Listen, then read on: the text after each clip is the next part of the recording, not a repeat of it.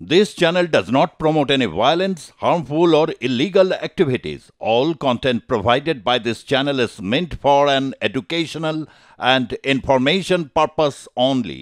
সরকারি হাসপাতালে স্যালাইন বিতর্ক বা বিষাক্ত স্যালাইন দেওয়া হচ্ছে আর সেটা নিয়ে জনস্বার্থ মামলা কলকাতা হাইকোর্টে এবং প্রধান বিচারপতির দৃষ্টি আকর্ষণ করেছেন আইনজীবী ফিরোজ এডুলজি। বিস্তারিতভাবে জানবো সরাসরি প্রতিনিধি ষষ্ঠী চট্টোপাধ্যায়ের সঙ্গে কথা বলে। ষষ্ঠী, এই বিষয়টি কি জানতে পাচ্ছি, বিস্তারিত আপডেট।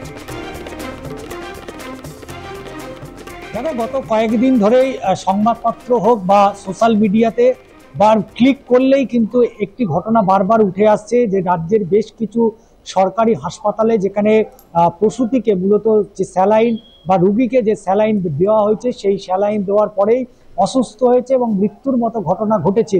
এবং ইতিমধ্যেই জানো মেদিনীপুর মেডিকেল কলেজ হাসপাতাল থেকে 3 জন প্রসূতিকে ইতিমধ্যেই কলকাতার এসএসকেএম হাসপাতালে নিয়ে আসা হয়েছে। এবং এই যে অর্থাৎ টাইম পেরিয়ে যাওয়া, অর্থাৎ সেই সমস্ত যে স্যালাইন ইতিমধ্যেই যেটা দেওয়া হয়েছে সেই সংক্রান্ত নিয়েই কলকাতা হাইকোর্টে অ্যাট এ টাইম 3টি জনস্বার্থ মামলা দায়ের করা হয়েছে। প্রথম মামলাটি করেছে আইনজীবী ফিরোজ এডুলজি, দ্বিতীয় মামলাটি করেছেন বিজেপির নেতা তথা কলকাতা হাইকোর্টের আইনজীবী কৌস্তব বাগচি। এবং এই 3টি মামলাতেই যেটা প্রধান বিচারপতি ডিভিশন বেঞ্চে দৃষ্টি আকর্ষণ করার পরেই প্রধান বিচারপতির যেটা মন্তব্য যে এই ঘটনা কিন্তু তিনি সংবাদ মাধ্যমে দেখেছেন, কাগজে তিনি পড়েছেন, তাই অত্যন্ত সংবেদনশীল এই মামলা অবশ্যই তিনি শুনবেন। আগামী বৃহস্পতিবার এই মামলার শুনানি গ্রহণ করা হবে।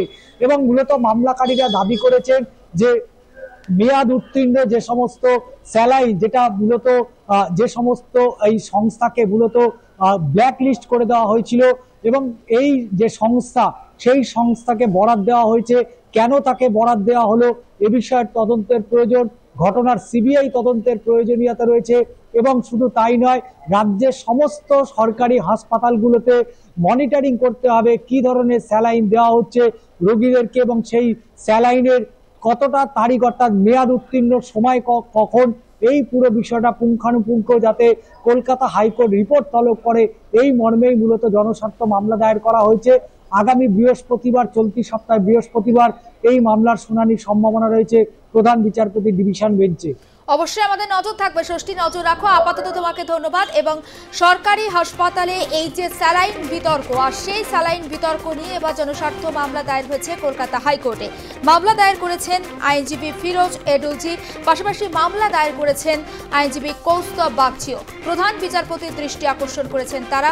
চলতি সপ্তাহে বৃহস্পতিবারে মামলার শুনানির সম্ভাবনা।